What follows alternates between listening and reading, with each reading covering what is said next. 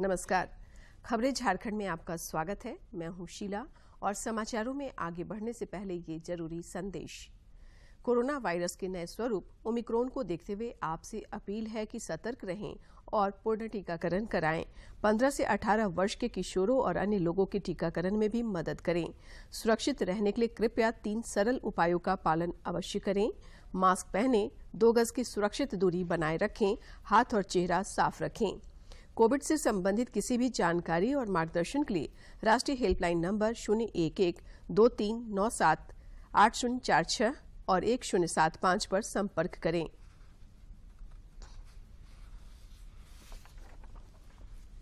और अब समाचार विस्तार से। प्रधानमंत्री नरेंद्र मोदी ने निरंतर विकास के लिए ऊर्जा विषय पर वेबिनार को संबोधित किया और देश में इस क्षेत्र की प्रगति और भविष्य की योजनाओं की चर्चा की। वेबिनार में 3 अलग अलग सत्र आयोजित हैं।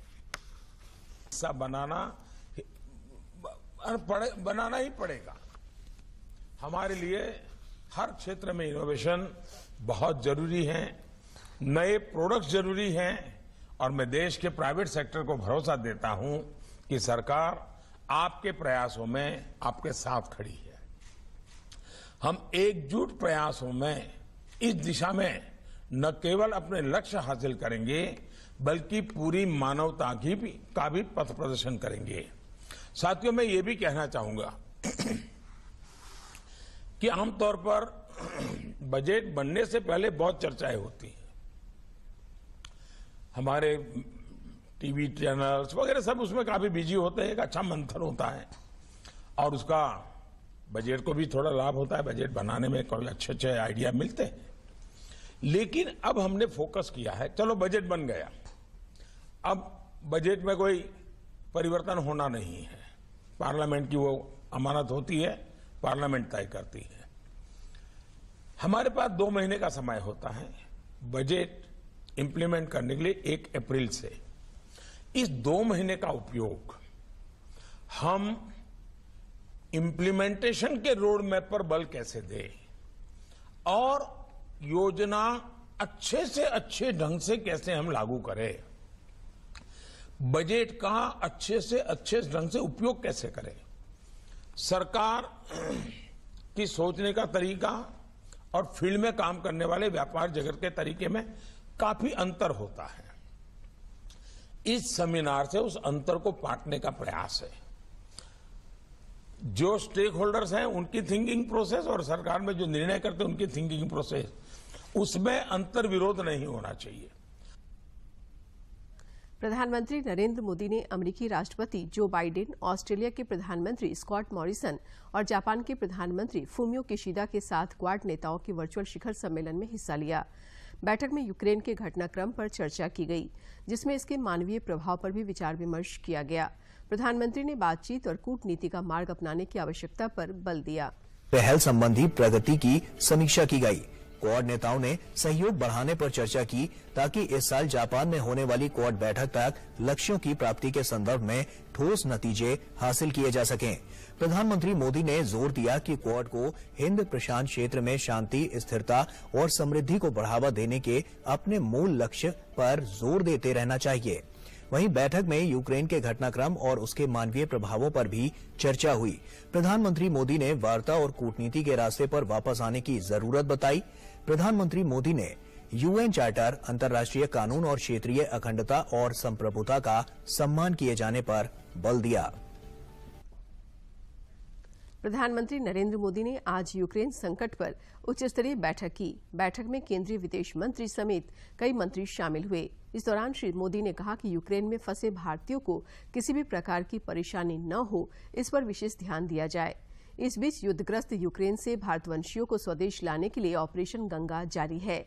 इसी के तहत भारतीय वायुसेना के 2 C-17 ग्लोब मास्टर विमान यूक्रेन से भारतीय छात्रों को लेकर रोमानिया के बुखारेस्ट और हंगरी के बुडापेस्ट से गाजियाबाद स्थित हिंडन एयरबेस पहुंचा।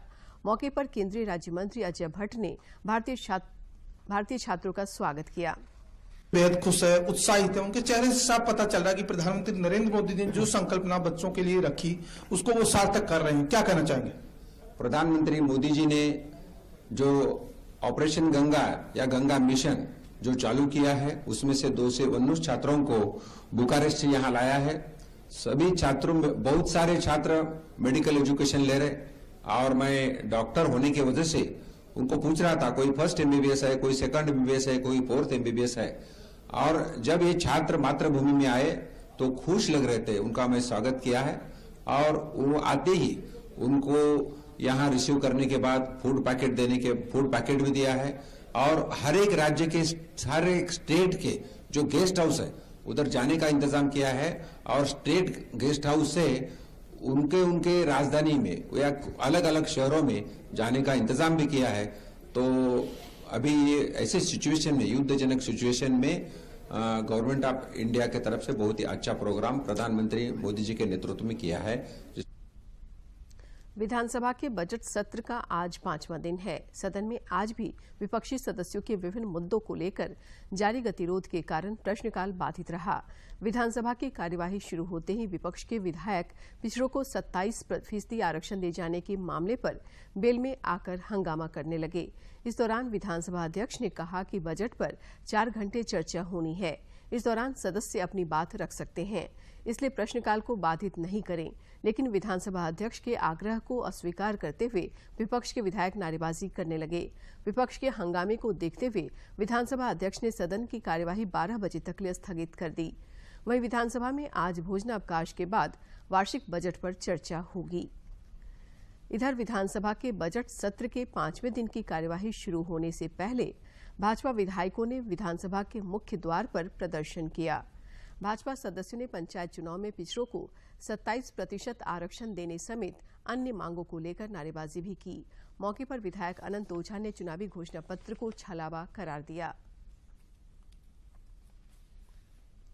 सरकार आई थी, यूपीए सरकार आने के बाद, जेएमएम की सरकार आने के बाद 1 महीने के अंदर पिछड़ों को आरक्षण देंगे। लेकिन आज कांग्रेस पार्टी पूरे प्रदेश भर में घूम करके और धरना करके घड़ियाली आंसू बहाती है। पिछड़ों की जो वादे इन्होंने किया था, वो वादों को पूरा करने की दिशा में ये सरकार एक कदम भी नहीं चल पाई है। सरकार उस वादा को पूरा नहीं की है, उसी को लेकर। इधर आजसू पार्टी के विधायक लंबोदर महतो ने भी विधानसभा के मुख्य द्वार पर विभिन्न मांगों को लेकर प्रदर्शन किया। उन्होंने राज्य सरकार से 1932 के खतियान या अंतिम सर्वे के अनुसार स्थानीय और नियोजन नीति लागू करने की मांग की।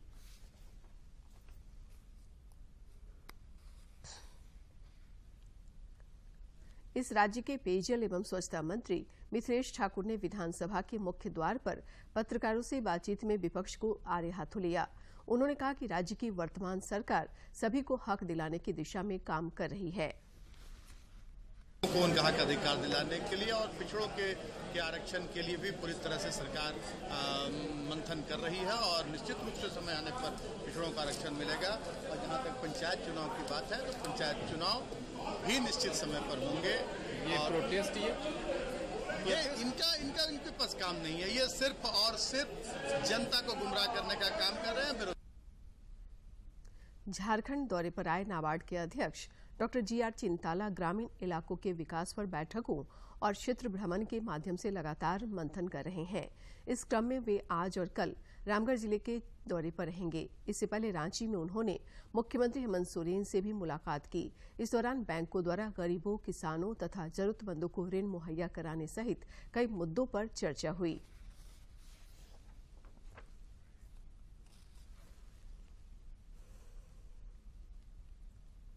झारखंड मुक्ति मोर्चा की गिरिडीह जिला इकाई आज अपना 49वां स्थापना दिवस मना रहा है। इस मौके पर गिरिडीह झंडा मैदान में शाम 4 बजे कार्यक्रम होगा। झामुमो के जिला अध्यक्ष संजय सिंह ने बताया कि कोविड प्रोटोकॉल का पालन करते हुए इस उपलक्ष्य में सभा आयोजित की जाएगी, जिसमें पार्टी प्रमुख शिबू सोरेन, मंत्री हफीजुल अंसारी और जगन्नाथ महतो समेत कई विधायकों के शामिल होने की संभावना है।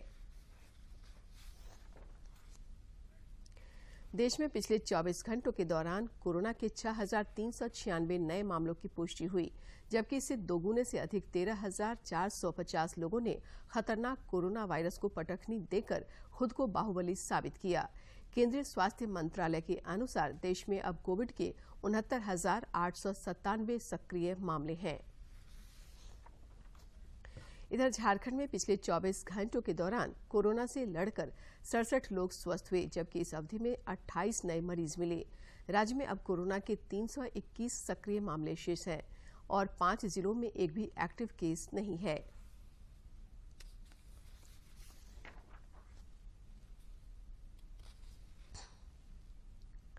इधर कोरोना के जोखिम को कम करने के लिए देशव्यापी टीकाकरण अभियान भी बदस्तूर जारी है। केंद्रीय स्वास्थ्य मंत्रालय के अनुसार वैक्सीनेशन का कुल आंकड़ा अब बढ़कर 1,78,29,13,060 से अधिक हो गया है।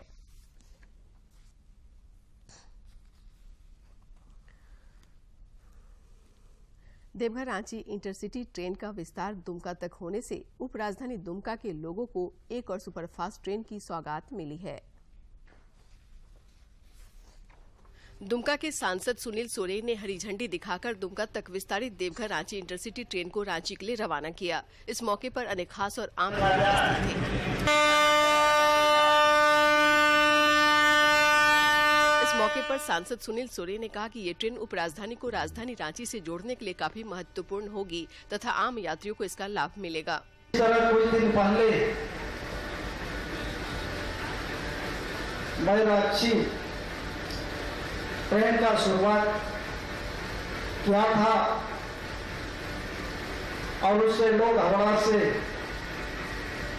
रात 11 बजे तक वह जो है घर वापस आ जाते हैं।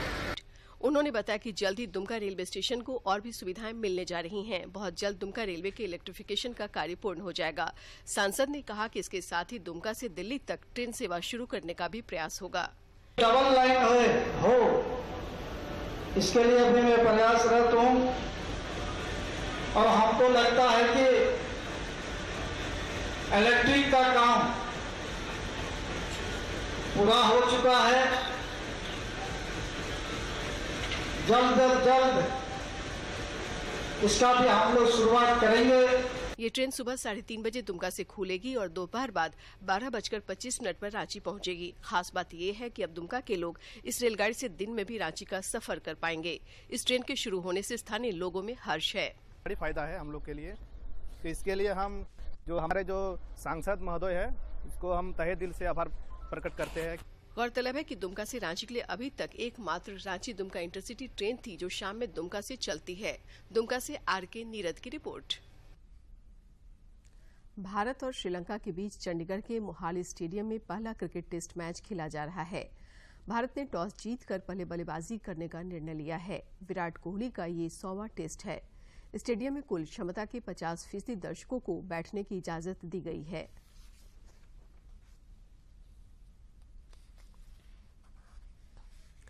चतरा में अफीम उत्पादकों और तस्करों के खिलाफ लगातार पुलिस अभियान जारी है। अफीम की फसल को नष्ट कर ऐसे समाज विरोधी तत्वों को आर्थिक चोट पहुंचाने की कोशिश की जा रही है। जिले के हंटरगंज और राजपुर वन क्षेत्र में स्पेशल ड्राइव चलाकर लगभग 70 एकड़ में लगे अफीम की फसल को ट्रैक्टर और जेसीबी के माध्यम से नष्ट किया गया।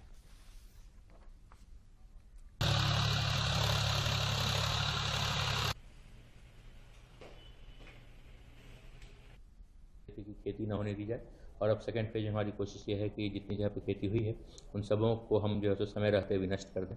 इस कड़ी में आपने देखा होगा कि हम लोग सुदूरवर्ती नक्सल क्षेत्र में भी जाकर हम लोगों ने विनष्टीकरण का कार्य जो है वो किया है और आगे भी यह लगातार चल रहा है। आप हर दिन लगभग समाचार में देख रहे हो हर एक थाना में हमें जो भी जानकारी मिल रही है हम लोग वहाँ पर जाकर और ये कोशिश कर रहे हैं कि उस अफीम की खेती का विनष्टीकरण किया जाए। अब तक लगभग 400 एकड़ के आसपास अफीम का विनष्टीकरण पूरे जिले में किया जा चुका है।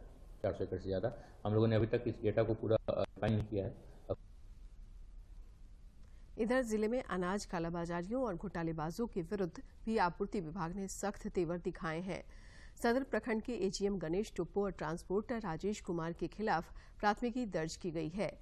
अनाज वितरण में मनमानी और कार्डधारकों से बदसलूकी करने वाले एक डीलर पर भी गाज गिरी है।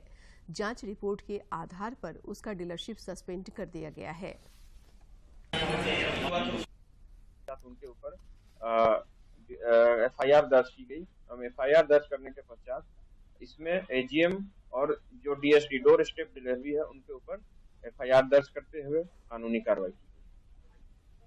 एक डीलर स्थानीय यहाँ पे है नरेश चौधरी, उनके विरुद्ध एक शिकायत प्राप्त हुई थी कि जो वहाँ के राशन लेने वाले कार्डधारी हैं उनको सही समय पे उनके द्वारा अनाज नहीं दिया जाता है और उनके दुर्व्यवहार किया जाता है। इस संबंध में हम लोगों ने आजादी के सफर की आज की कड़ी में देखते हैं स्वतंत्रता सेनानी रिपुदमन सिंह, गांधीवादी बुलुसु सांबा मूर्ति और दीप सिंह के बारे में।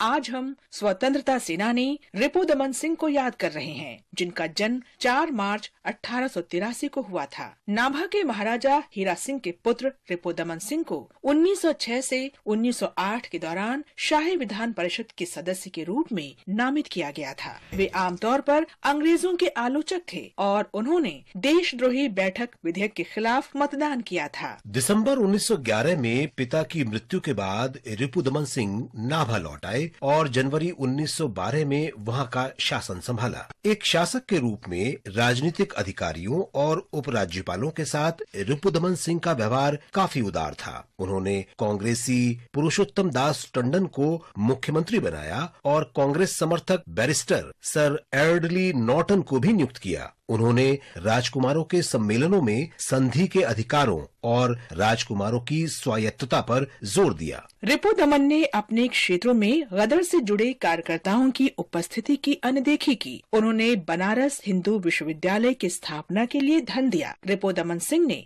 राजनीति के तिलक स्कूल के एक सत्र की अध्यक्षता की और तिलक स्वराज कोष में योगदान भी दिया। उन्होंने बॉम्बे क्रॉनिकल और इंडियन डेली हेराल्ड जैसे कांग्रेस समर्थक समाचार पत्रों को वित्तीय मदद दी। उन्होंने गोपाल कृष्ण गोखले, मदन मोहन मालवीय, लाला लाजपत राय और मोतीलाल नेहरू जैसे राष्ट्रवादी नेताओं के साथ बैठकें की। पंजाब में अकाली आंदोलन के दौरान रिपुदमन सिंह ने ननकाना साहिब में अपने प्राणों की आहुति देने वालों को सम्मानित करने के लिए शहीद दिवस मनाया। रिपुदमन सिंह को नाभा के शासन से खुद को अलग करने के लिए मजबूर किया गया और बाद में उन्हें देहरादून भेज दिया गया। शिरोमणि गुरुद्वारा प्रबंधक समिति और शिरोमणि अकाली दल ने उनकी बहाली का मुद्दा उठाया और 1923 से 1925 के दौरान एक लंबा आंदोलन जैतो मोर्चा चलाया। रिपुदमन सिंह ने देहरादून से सरकार की आलोचना करना जारी रखा। भारतीय राष्ट्रीय कांग्रेस ने भी उनके समर्थन में प्रस्ताव पारित किया। 1925 में गुरुद्वारा कानून लागू होने और अकाली आंदोलन को वापस लेने के बाद 1928 में रिपुदमन सिंह को औपचारिक रूप से अपदस्थ कर दिया गया और एक राजनीतिक कैदी के रूप में मद्रास प्रेसिडेंसी में कोडाईकनाल भेज दिया गया।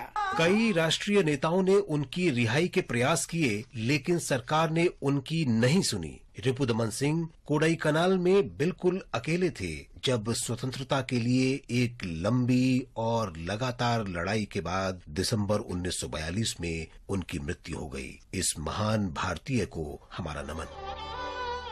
हम स्वतंत्रता सेनानी बुलुसु सांबा मूर्ति को भी याद कर रहे हैं, जिनका जन्म 4 मार्च 1886 को तत्कालीन मद्रास प्रेसिडेंसी के गोदावरी जिले में हुआ था। उन्होंने कोंडा वेंकटपाया पंतुलु के एक भाषण से प्रेरित होकर कानून का पेशा छोड़ दिया और 1920 में असहयोग आंदोलन में शामिल हो गए। सांबा मूर्ति एक सच्चे गांधीवादी थे और उन्होंने रोजमर्रा की जिंदगी में गांधीवादी सिद्धांतों को अपनाया। 1923 में वे भारतीय राष्ट्रीय कांग्रेस के काकीनाडा अधिवेशन की आयोजन समिति के सदस्य बने। वे पूर्ण स्वराज की मांग करने वाले पहले नेताओं में शामिल थे। अप्रैल 1930 में उन्होंने काकीनाडा के पास चोलांगी में नमक सत्याग्रह में भाग लिया। उन्हें गिरफ्तार कर लिया गया। वे 1937 के मद्रास विधानसभा चुनाव में खड़े हुए और मद्रास विधान परिषद के अध्यक्ष चुने गए। 1937 से 1942 तक वे इस पद पर रहे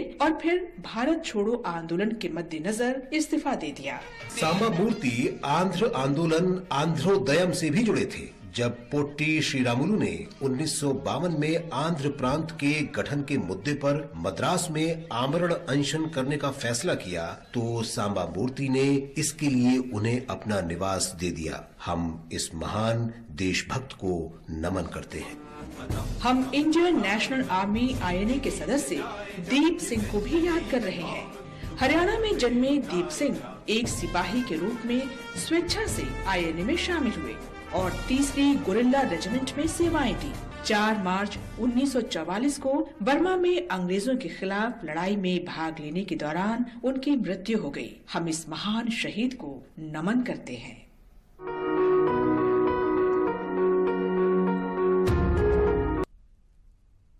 फाइलेरिया उन्मूलन कार्यक्रम के तहत बोकारो में 7 से 12 मार्च तक विशेष अभियान चलेगा। इस दौरान कुल 24,17,440 लोगों को डीईसी एवं एल्बेंडाजोल की दवा खिलाने का लक्ष्य रखा गया है। दवा खिलाने के कार्य की निगरानी के लिए 484 पर्यवेक्षकों को लगाया गया है। बोकारो में आगामी 7 मार्च से 12 मार्च तक मास ड्रग एडमिनिस्ट्रेशन के तहत फाइलेरिया उन्मूलन कार्यक्रम चलेगा। इसको लेकर सभी तैयारी पूरी कर ली गई है। कार्यक्रम के पहले दिन बूथ पर जबकि शेष 5 दिन डोर टू डोर डीईसी एवं एल्बेंडाजोल की खुराक दी जाएगी। इस बार के राउंड में जो दवा खिलाना है तो ये फर्स्ट फेज का ट्रायल चल रहा है। 6 जिला हमारे झारखंड में लिए गए, गुमला है, देवघर है, बोकारो है, धनबाद है, रामगढ़ है और साहेब, ये 6 जिला है फर्स्ट फेज में। तो इस पे यही ध्यान रखा गया कि सभी को डायरेक्टली ऑब्जर्व, मतलब सामने ऐसे कि पानी भी और दवा भी देके खिलाना है। ये नहीं कि दवा लो घर में खाना, ये नहीं करना। इस विशेष अभियान के तहत जिले में 24,17,440 लोगों को दवा खिलाने का लक्ष्य रखा गया है, जिसके वास्ते कुल 2030 बूथ बनाए गए हैं, जिसमें हमारे बोकारो जिला में 24,17,440 लक्षित जनसंख्या है, जिसको सभी व्यक्ति को मुझे MDA drug DC plus albendazole का सेवन कराने हेतु हम लोगों ने कार्य योजना तैयार कर ली है। इस दौरान सिविल सर्जन डॉक्टर अभय भूषण प्रसाद ने बताया कि फाइलेरिया से 3 तरह की बीमारी होती है, जिनकी रोकथाम जरूरी है। देखिए, फाइलेरिया से 3 तरह की बीमारी होता है। एक तो खांसी में तरह का, इसको विलेज प्रॉब्लम बोलते हैं। दूसरा मेल में हाइड्रोसिल हो जाता है और एक होता है हाफिस है, एलिफेंटिसिस। ये रिसर्च में साफ आया क्लियर कट, अगर कोई बंदा एक खास टाइम में लगातार 5 साल तक ये दवा खा ले, डीसी और एल्बेंडाजोल, तो उसको इस चरण में फाइलेरिया नहीं होगा। फाइलेरिया उन्मूलन के इस राष्ट्रव्यापी अभियान के तहत झारखंड में प्रथम चरण में कुल 6 जिलों बोकारो, रामगढ़, साहिबगंज, देवघर, धनबाद और गुमला में ये विशेष अभियान चलेगा। डीडी झारखंड के लिए ब्यूरो की रिपोर्ट। दूरदर्शन झारखंड पर पल पल की खबरों से जुड़े रहने के लिए आप हमारे social media platform Twitter, Facebook और यूट्यूब से जुड़ सकते हैं, क्योंकि खबरों से जितना बाखबर रहना जरूरी है, उससे ज्यादा जरूरी है सटीक, संतुलित और निष्पक्ष समाचार। हमारा ट्विटर हैंडल है DD न्यूज झारखंड और फेसबुक पेज है RNUDDK। आप हमें YouTube channel Jharkhand DD news पर भी देख और सुन सकते हैं। और अब कुछ खबर राज्य के विभिन्न जिलों से।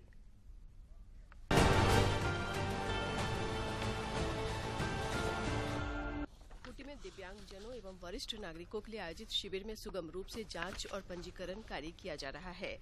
पंजीकरण सह मूल्यांकन शिविर के माध्यम से उन्हें उचित देखभाल और आवश्यक लाभ उपलब्ध कराने की कोशिश की जा रही है। चतरा जिले में आत्मसमर्पण नीति नई दिशा के तहत सरेंडर करने वाले 2 नक्सलियों की पत्नियों को पुलिस अधीक्षक राकेश रंजन और सीआरपीएफ 190 बटालियन के कमांडेंट ने संयुक्त रूप से योजना राशि का 20 लाख का चेक सौंपा। आत्मसमर्पण करने वाले ये दोनों नक्सली चतरा, हजारीबाग, लातेहार और पलामू समेत झारखंड, बिहार के विभिन्न जिलों में सक्रिय थे। विधायक दल के नेता बाबूलाल मरांडी ने बजट पर प्रतिक्रिया व्यक्त करते हुए सरकार को सभी मोर्चे पर विफल करार दिया। उन्होंने आरोप लगाते हुए कहा कि सरकार केवल लंबी चौड़ी बातें करती है, लोगों को धरातल पर काम दिखनी चाहिए। बजट है जो पिछली बजट उन्होंने पेश किया था, उसके बाद जो अनुपूरक बजट ने जो लाया था, अगर उसको जोड़ जाड़ करके आप देखेंगे तो कुल मिलाकर के उतना ही होता है, तो उतना उन्होंने बजट को पारित किया। भाजपा के प्रदेश प्रवक्ता कुणाल शारंगी ने नई दिल्ली में रेल मंत्री अश्विनी वैष्णव से मुलाकात कर टाटानगर से हावड़ा और टाटानगर से पटना वंदे भारत एक्सप्रेस ट्रेन चलाने का आग्रह किया। साथ ही यात्रियों की सुविधा के लिए टाटानगर आसनसोल का विस्तार दुमका तक करने की गुजारिश की। लातेहार जिला उपायुक्त ने जिला ग्रामीण विकास अभिकरण की ओर से संचालित विभिन्न योजनाओं की बैठक के दौरान प्रखंड विकास पदाधिकारियों को विकास कार्यों को गुणवत्तापूर्वक तरीके से निर्धारित समयावधि में पूर्ण करने का निर्देश दिया। आगामी पंचायत चुनाव की तैयारियों को लेकर कोडरमा समाहरणालय सभागार में बैठक आयोजित कर कोषांगों के प्रतिनियुक्त पदाधिकारियों और कर्मियों को उनके दायित्वों से अवगत कराया गया। साथ ही कई आवश्यक दिशा निर्देश भी दिए गए। साहिबगंज में नेशनल वोटर अवेयरनेस कॉन्टेस्ट के व्यापक प्रचार प्रसार के लिए स्थानीय सेंट जेवियर्स स्कूल और जवाहर नवोदय विद्यालय में कार्यक्रम आयोजित किया गया। इस दौरान उपस्थित छात्रों को सभी प्रतियोगिता से संबंधित विस्तृत जानकारी दी गई और प्रतियोगिता में शामिल होने के लिए प्रोत्साहित किया गया। गोड्डा समाहरणालय स्थित सभागार में जिले में स्वास्थ्य विभाग द्वारा संचालित योजनाओं एवं कार्यक्रमों की समीक्षा की गई। इस दौरान संबंधित अधिकारियों को स्वास्थ्य सुविधा को और बेहतर बनाने के निर्देश दिए गए। सिमडेगा में जायका एवं CSR मद अंतर्गत संचालित योजनाओं की समीक्षा हुई। इस दौरान उपायुक्त ने मछली पालन अंतर्गत केज कल्चर के बारे में जानकारी ली तथा जिले में संचालित प्रोजेक्ट के सफल क्रियान्वयन पर जोर दिया। गुमला थाना क्षेत्र में लावारिस हालत में बरामद किया गया, जिसके परिजनों की खोजबीन के बाद उसे करौंधी निवासी उसकी मां के सुपुर्द किया गया। कोडरमा जिले में निर्धारित केंद्रों पर आज भी कोरोना टीकाकरण शिविर का आयोजन किया जा रहा है। जिले के उपायुक्त ने इन शिविरों की सूची साझा करते हुए लोगों से टीका जरूर लगवाने की अपील की।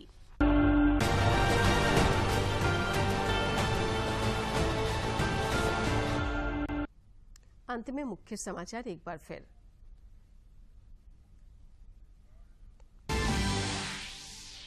प्रधानमंत्री ने निरंतर विकास के लिए ऊर्जा विषय पर आयोजित वेबिनार को किया संबोधित। देश में ऊर्जा क्षेत्र के कायाकल्प का किया जिक्र।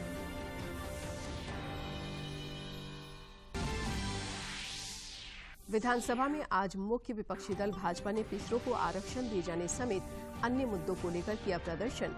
भोजनावकाश के बाद वार्षिक बजट पर होगी चर्चा। झारखंड दौरे पर आए नाबार्ड अध्यक्ष डॉक्टर GR चिंताला ग्रामीण इलाकों के विकास का ले रहे जायजा। बैठकों और क्षेत्र भ्रमण का दौर जारी।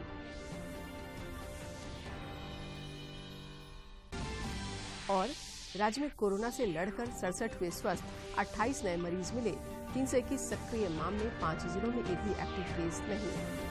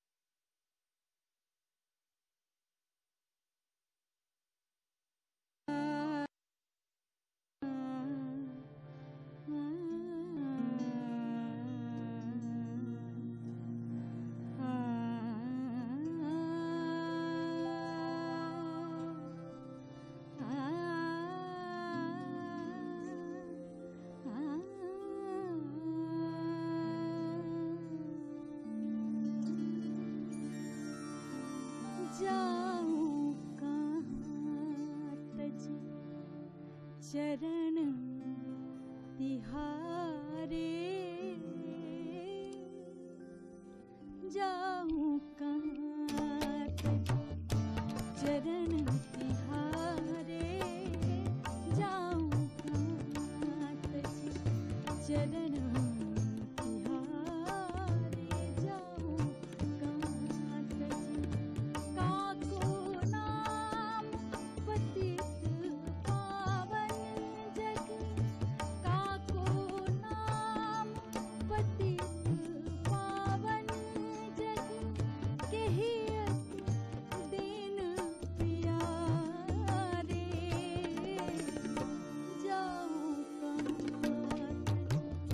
चरण तिहारे